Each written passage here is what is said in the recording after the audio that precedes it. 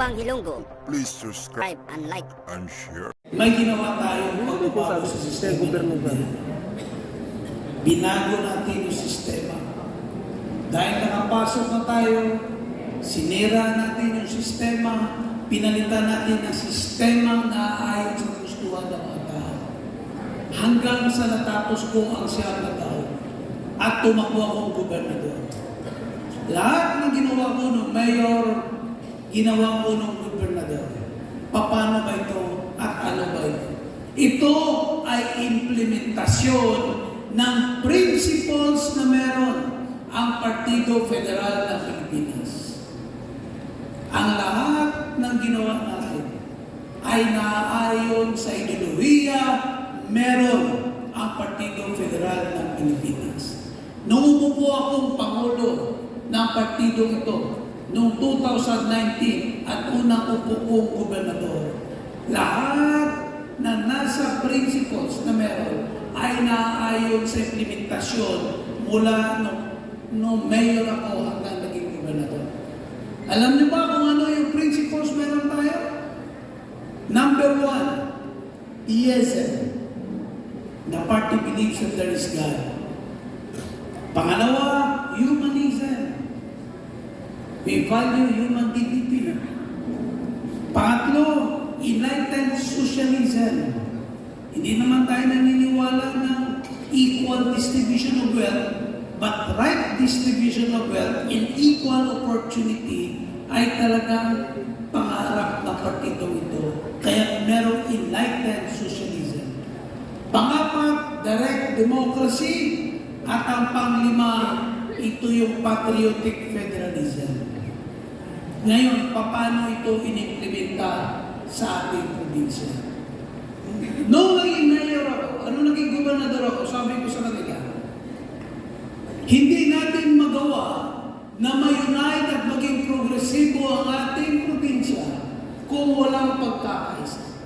At magkakaisa lamang tayo pag tayo ay naniniwala na merong may likha. Naniniwala tayo sa Panginoon. Ano man ang tawag mo, ano man ang paniniwala mo, basta naniniwala ka na merong Panginoon. Alam na yan, God the Father, God Almighty, Heavenly Father, God the Creator, isa lang yan lahat. Basta naniniwala ka, ibig sabihin, kaya mo makiisa sa komunidad na meron tayo. Kaya kailangan talaga na lahat tayo dito sa probinsya ay naniniwala na meron may likha. Theism, para mas madali ang pagbuo at panawagan na magkaisa tayo para sa tuloy-tuloy na kaunlaran ng ating probinsya. Yan ang implementasyon ng theism. At ang sabi ko, ngayon ako ng gobernador ninyo. Ano ba ang gusto ninyo? Ano ba ang gusto ninyo? Sabi ng mga tao, gusto namin, gobernador. Ang gusto namin ay i-value man ang dignidad na meron ng bawat mamamayan. Sabi ko, anong ibig niyong sabihin? Sana naman wala nang diskriminasyon. Ano man ang pananamit, meron kami. Ano man ang mukha, meron kami. Ano mang tribo, meron kami. Ano mang stadyo sa buhay na meron kami. At ano mang sitwasyon, meron kami sa buhay. Dapat nilarespeto ng gobyerno dahil ang gobyerno at pagmamayari ng bawat mamamayan. Eh sabi ko, ano bang ibig yung sabihin? Bigyan mo ako ng konkretong example na gusto ninyong gawin. Sabi nila, ang ibig namin sabihin, Governor, kahit ito man lang, sabi niya, kahit ito man lang, kung sana, pagpasok namin sa ospital, hindi kami titinan mula pa hanggang ulo mula hanggang paa. Kailangan, may pera man o wala, tatanggapin kami sa ospital. Sabi ko, okay, tapos, gagamutin kami. Pagkatapos, sana lalabas kami ng walang bayad. Okay, madali lang yan. Pero sabi niya, gusto namin, Governor, hindi kami nanlilimos. Kailangan, hindi kami nagmamakaawa. Anong ibig mo sabihin? Gusto namin, Governor,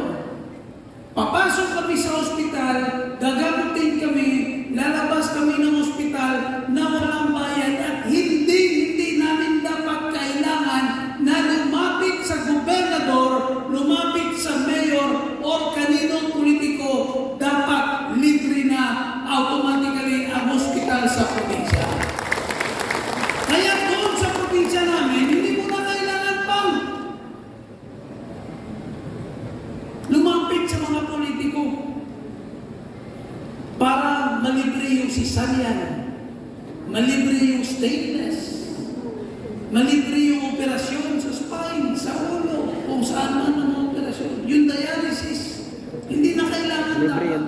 Kailangan pupunta na kami, lalabas kami na dapat ipiso na kami babayaran at hindi kami lalapit sa mga politiko. Kaya sa probinsya ng South Cotabato, hindi mo na kailangan pang lumapit sa mga politiko, automatic libre na ang ospital. Sabi ko, okay, yan ang implementasyon ng direct democracy. Nung tinanong ko sila kung anong gusto nila, direct democracy. Nung inimplementa mo yung, binavalue mo yung dignidad, meron sila, automatic humanism.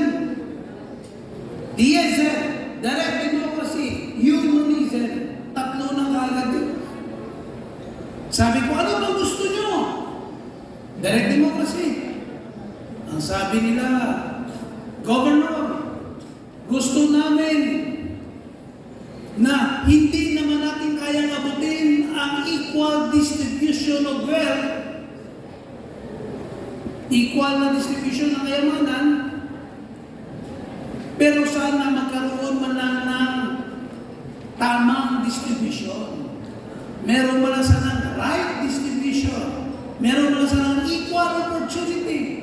Sabi ko yan, na implementasyon ng enlightened socialism. Sabi ko, sige, meron kami kumpanya sa pamilya doon ng 20% ng net profit, net income, 20% ay hinahati sa lahat ng empleyado. Kung makakatanggap ng 100,000 ang manager, ang janitor makakatanggap rin ng 100,000 pag-dividend nila. Yearly. Kung tatanggap ng 200,000 ang manager, ang janitor, security, waiter, tatanggap rin ng 200,000. Yan ang implementasyon ng enlightened socialism. Pero sabi ko sa kanila, alam niyo, napakahirap gawin yan. Dahil palagi tayo sumisigaw ng diskriminasyon sa opportunity.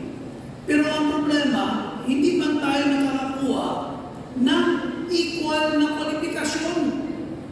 Dahil ang kwalifikasyon ay nagmamatter kung nakapag-aral tayo o wala, plus experience. Kaya it's a long process. Pero dahil gagawa na natin ang paraan, titiyakin natin na may pera ka man o wala, dito sa ating probinsya ay pwede ka mag-aral mula elementarya hanggang kolehiyo, pati private school, libre sa probinsya ng South Cotabato. Kailangan bang manlimos ang mga mahihirap para makapag-aral? Kailangan bang binta ng kalabaw baka? Magprinda ng mga lupa para makapag-aral? Hindi na kailangan. Ang gawin mo lang, mag-enroll ka lang,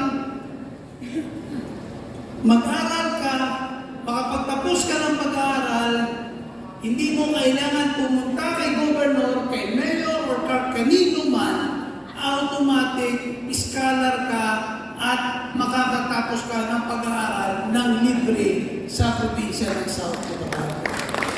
Mag-aaral ka ng civil engineering, criminology, education, lahat na yan. Walang bayad, libre sa probinsya ng South Cotabato kahit sa private school pa. Ganon binavalue namin. Dahil kung malibre ang edukasyon, magkakaroon ng equal na kwalifikasyon, makakuha tayo ng equal na oportunidad sa bawat mamamayan pagdating ng panahon. Ganon kasimple. Ganon kasimple ang gusto nating mangyari sa ating mga komunidad. Yan ang implementasyon ng enlightened socialism. Isipin mo, DSM, humanism, enlightened socialism, direct democracy, Ang tanong ko, kailangan ba nating magawa ito hanggang sa susunod na henerasyon? Kayang-kaya kung ma-decentralize ang gobyerno meron tayo from a highly centralized government. Kung ma-decentralize ito at mabigyan ng malaking pundo ang mga local government, matitiyak natin na magiging sustainable ang ganitong programa buong Pilipinas.